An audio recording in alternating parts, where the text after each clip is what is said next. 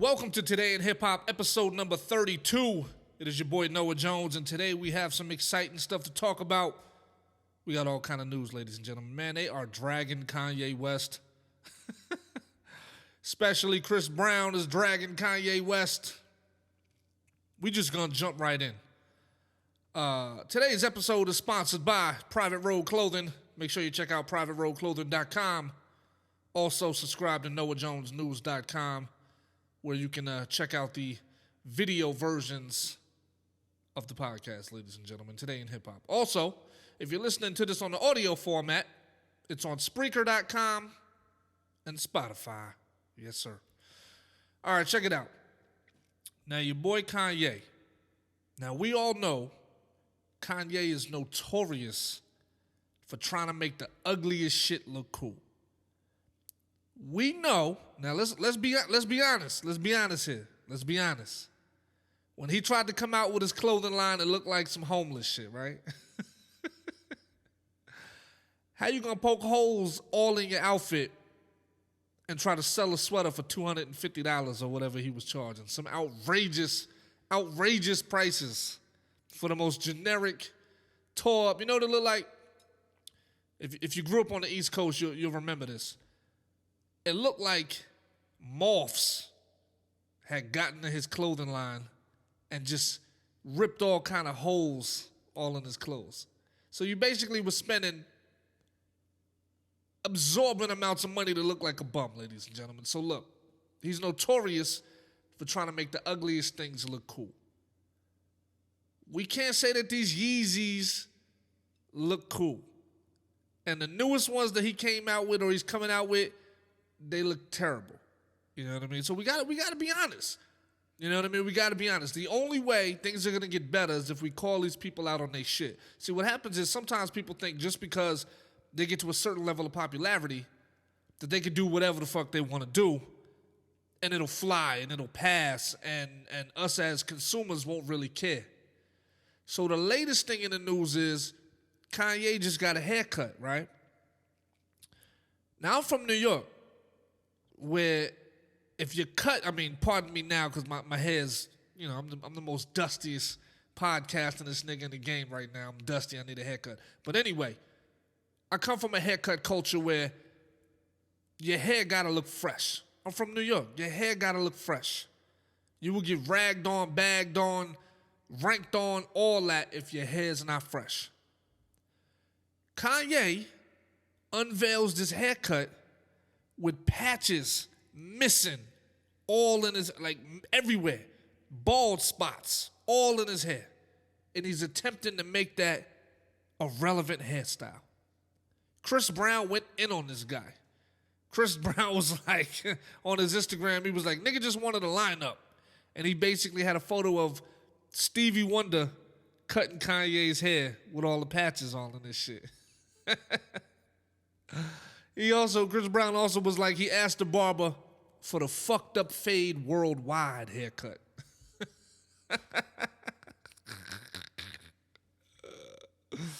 Oh my God, yo, this is crazy. Now, you could say Chris is being petty because he was supposed to be on Kanye's new album and Kanye didn't put him on there. So you could say he's kind of being petty, but it is what it is. Let's call a spade and let's just be honest right now. Would you go out in the streets with your hair looking like that? And here's another thing. I be seeing the most dustiest rappers online, right? And because they popular, the females will say some shit like, oh, I love the fact that he's so humble, that he can just wear whatever he wants, that he can dress however he wants. It's like, look, if a man came up to you on the street right now and try to holler at you wearing the shit that these guys be wearing, yeah, I would say, get your motherfucking dusty ass away from me. You wouldn't give these guys a time of day. So the fact that you basically trying to say it's a humble thing, no. Some of these niggas just don't know how to dress. Or they just cheap-ass niggas and they put on whatever the fuck they want to put on. There's nothing wrong with that. You can be a cheap nigga. It's okay. But some of these cats just don't know how to dress, ladies and gentlemen. It's all right. Fashion is not for everyone. So now let's get into the nigga news, which is basically the coonery and the fuck shit that these rappers is doing. The nigga news. You know, we gotta do the nigga news. You know what I'm saying? All right, we got some news about Pooh Shiesty. Pooh Shiesty had an amazing hit record, and then as soon as he got his hit record, everything went downhill from there. That is like he couldn't even perform. Like, here's the thing. As an artist, sometimes you're lucky if you get one record that takes off and does well for you. You know what I mean? You're lucky if you get one record. He happened to get locked up during the time when his one record was blowing up crazy. So he couldn't perform the record. He couldn't do anything because he's locked up right now. So now his buzz is completely gone. You know what I mean? He had that Back in Blood record, I think it was called. Now his buzz is completely gone. But anyway, it says prosecutors are attempting to present the entirety of Pooh Shiesty's alleged criminal history during his robbery trial, which is set to begin Monday, October 25th. According to court documents, the government plans on presenting evidence of crimes the rapper is alleged to have committed when he was 11 and 14 years old. Pooh Shiesty's attorneys are requesting that the judge block prosecutors from referencing their client's robbery case when he was 11 and his assault case from when he was 14. While the prosecution believes the childhood crimes show opportunity, intent, knowledge, or absence of mistake, the rapper's lawyers argue that the alleged crimes have nothing to do with his trial. Here's my take on this shit. Now, when they say it has nothing to do with his trial, I have to disagree. Because sometimes an individual that is just a bad, fucked up, shitty type of person is just a bad, fucked up, shitty type of person. And if he has been doing this type of shit since he was a kid, of course it's relevant to this upcoming case because it's habit forming. It's not a one-off. It's not like he was put in a situation where something happened and his back was to the wall and he did something to defend himself or whatever the case may be. This guy has a habit of committing crimes, and we ain't talking about regular crimes. Like going into a grocery store and stealing a video game or stealing whatever, you know what I mean? Stealing candy or a pair of socks or whatever, you know what I mean? You're talking about robbery and assault between the ages of 11 and 14. Some of these individuals are just bad people, you know? So you have to sometimes look at these individuals' past, and sometimes, even though they say it can't dictate your future, you got to look at the habits. You know, when in high school they say most likely to succeed. Why was that person most likely to succeed? Because his actions dictated, with all the hard work and the grind or whatever that he or she was doing, that they was going to be in a better position because their actions dictated it. So for you to basically say, oh, let's not worry about all the bad shit this little nigga did as a kid, and let's only focus on the bad shit that he's being accused of right now, it makes no sense. You got to look at everything, the entire timeline. You know, some people are set in their ways until something comes in and reforms them. And for some people, jail reforms people. Other people, it has no effect. So for them to say, you know, that they have nothing to do with this trial, I think that's bullshit. You know, and us as individuals, we got to be accountable and hold other people accountable for the shit that they doing. You know what I mean? If you did some fuck shit as a kid, you did some bad things when you were younger, you know, if it's recent, then chances are you're still that type of person. You know what I mean? You're still that type of person. So, that being said, I think they should use everything. Any evidence that they have to build the case against this guy, they should use it. You know, because at a certain age, you understand the difference between right and wrong. And for all the people that's out here continuously doing wrong because they feel it's the lifestyle or they want to be cool, all that shit is excuses. It's excuses. A lot of people growing up with no fathers, and they want to copy and continue the same cycle. It's an excuse. You have the full potential to be different than your parents. If your parents was losers and bums and drug addicts and whatever, you can look at that as a template of what not to be like and go the exact opposite direction. But a lot of people are lazy and they don't care. They want the quick and easy way out instead of doing the work. They tell you all the time, hang around people that are most like yourself. If you want to be a millionaire, hang out with the people that are goal-oriented and focused, that are trying to become millionaires like you. You don't sit around and do street shit and do crime and then think that you just gonna get away scot-free. We're in the age where they got cell phones. Everybody got an HD camera. And then these guys are doing stupid shit like flashing on Instagram and all this other shit. It's like, bro, you're doing the wrong shit. You're doing the wrong shit. And then you're being sloppy and you're getting caught. You know what I'm saying? So let's move on. Let's move on. Now, we're going to talk about, there's a guy who was sentenced to life for murder. Well, he's sentenced to life for the murder of EBE Bands. But here's the kicker. He remains at large. He got away. He escaped. Now, William R. Zate, 25, of Rockville, Illinois, was sentenced to natural life plus a consecutive term of 5 years in state prison for the 2019 murder of Chicago rapper EBE Bands, whose real name was William Pickering. R. Zate remains at large after being convicted in July of first-degree murder and concealing a homicidal death following a jury trial conducted in his absence. During the trial, it was revealed that R. Zate beat the rapper in the head with a baseball bat before moving his body to a wooded area and setting it on fire on May 25th, 2019. According to a news release from the Winnebago County State's Attorney's Office, the autopsy revealed that EBE Bands died from blunt force trauma and multiple points of impact were observed on his bones. Zate was arrested in June 2019 after investigators linked him to EBE Band's death, but his family put together a $100,000 bond and he was released. He's wanted on an outstanding no-bond bench warrant for failure to appear and a previous warrant for harassment of a witness. 3 other men, Colton Kennecker, Dakota Graff, and Manuel Ramirez, were charged in connection to EBE Band's death. Kennecker's case is still pending, while Graff pleaded guilty to first-degree murder on June 17th. Ramirez received a 180-day sentence after pleading guilty to concealment of a homicidal death in February.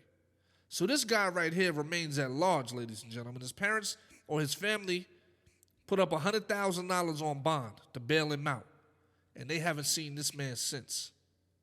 He's a white dude. We can't get away with no shit like that. He's a white dude. At least he looks white. I don't know what his nationality is. He ain't black, that's for sure. Because if it was one of us, we wouldn't have got out. There would have been no bond, and if we would have bonded out, they would have been sitting outside our door to make sure that we don't run, ladies and gentlemen. This guy, for some reason, he was able to duck everybody. He remains at large, even though they sentenced him to a life sentence. It is so dangerous to be a rapper these days. It's extremely dangerous. Rappers are dying left and right. I don't know if it's due to the hate. I don't know if it's due to the type of music that they create, to where you speak it into the environment, you speak that kind of energy into the world, and that energy comes back to you. I'm not sure. All of those things could be a factor. But what I do know is it's not safe out here. It's not safe. Words are powerful. And the people you hang around with all can put you in positions to where you can end up losing your life. You got to move a certain kind of way. You can't be out here showboating, showing off, because remember, we just went through a pandemic. We still caught up in a lot of stuff. People out here starving, but yet you got these people out here flossing like they got it like that. It's gonna make people want to test you and take what you got, ladies and gentlemen. It's crazy, man. It's crazy. So shout out to EBE Band's family. I hate to see this type of thing happen to anybody.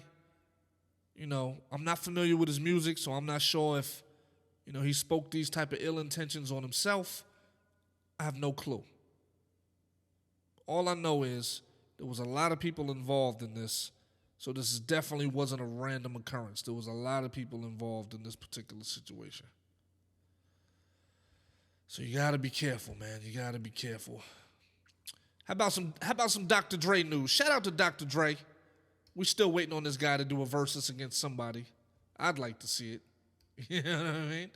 But it says here, Dr. Dre reportedly served a $1.5 million divorce documents at grandmother's burial. Ain't that some shit?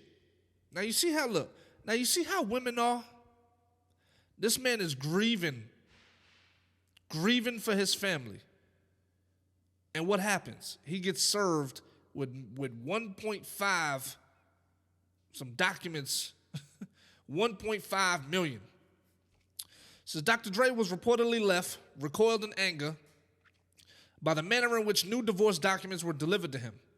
The music producer was reportedly burying his grandmother in Los Angeles when a process server delivered legal documents related to his divorce from estranged wife Nicole Young. Sources related to Death Row and Aftermath founder said he was approached at his grandmother's burial site as he was standing beside her casket. Ooh, that is so dirty. That's dirty. Sources from Nicole's side claims Dre was served in the cemetery's parking lot after the burial. Dr. Dre reportedly refused to accept the documents by hand, causing the server to leave them by the grave site. Nicole's side also denied the claim and said the documents were left in the parking lot. In the documents, Dr. Dre was ordered to pay Nicole Young $1.5 million, while reports claim he's paid $325,000 and still owes $1.2 million. Dre says he's already covered the full amount and believes there's been an error on the court's part. Earlier this month, Dr. Dre was accused of having a child with one of his alleged mistresses, Keely Anderson. In a wrongful termination lawsuit against Anderson, details of the Aftermath founder's extramarital affair were revealed. Anderson, whose ties to Dre date all the way back to 2013, is accused of having employees at her body bakery company sign confidentiality agreements after having a child with the rapper/producer. So yes, Dre's powerful. Dre makes his own rules. He comes and goes as he pleases. He sleeps with who he wants to sleep with. That's one of the powers and the benefits of being such a rich and famous and powerful person. You get to do what you want. Now, these women, like they say, there's nothing like the heart of a woman scorned. You know what I mean? These women are dirty, ladies and gentlemen. He got served these papers while he was grieving at a funeral. Now look, don't put it past anybody that you're dating, because anybody can take it to this level. I'm going to use myself as an example. Some kids that I took care of for 6 years, kids of my ex-wife, they served me divorce papers and was laughing, giggling, joking outside the front door. Complete and utter disrespect for the man who took care of them and put food in their mouth, clothed them, gave them a role model, gave them advice when their own dad was nowhere to be found, was hardly ever in their life, and died of a drug overdose. You see what I'm saying? Dad was never around. I step in for 6 years and take care of these kids, doing what most men ain't gonna do anyway. They're gonna look at it and be like, girl, you got 5 kids? I'm gone. You know what I'm saying? But yet, these same kids, same ungrateful children, are laughing and giggling outside of my door when they serving me divorce papers, like the grass is green on the other side. So never put it past these women and the way that they feel like playing a victim, because that's exactly what they do. You can do whatever you want to do. You can take care of them. They're insatiable. You can take care of them. You can buy them things. You could put them in fancy cars. Y'all know me. Y'all seen the whips that I was driving. You can put them in fancy cars, and they still will have no respect. No respect, and they'll still play the victim. So do not trust these women, man. You know, when you're in these positions of power like Dre, you know, you lay all the rules out and the regulations out from the jump, and you let them know, look, this is how it's going down. You know, he has more options than she has because he's worth about $1 billion. So he has more options than she has. And it just goes to show you that all the money in the world, which I'm sure she had access to, you know, isn't enough to keep these people happy. You know, her divorce settlement, she's walking away with enough money to live her life, live good. She can go to any place she want to go to on the face of this earth and live good off the money that she's going to get from this guy. Because Dr. Dre's been successful for so many years, and his money is long money. So she'll never have to worry about missed payments and nothing. She will be good. But no, she still wants to drag this guy through the mud and rub his name in the dirt and all that other stuff. Just goes to show you, man. These women are something else. But yo, anyway, I'm your boy Noah Jones. This is Today in Hip Hop, episode 32. I appreciate everybody for tuning in. I hope you like the content. Like, subscribe, share. Tell a friend, man. Tell people about the show. And stay tuned for the next episode. Love y'all. Peace.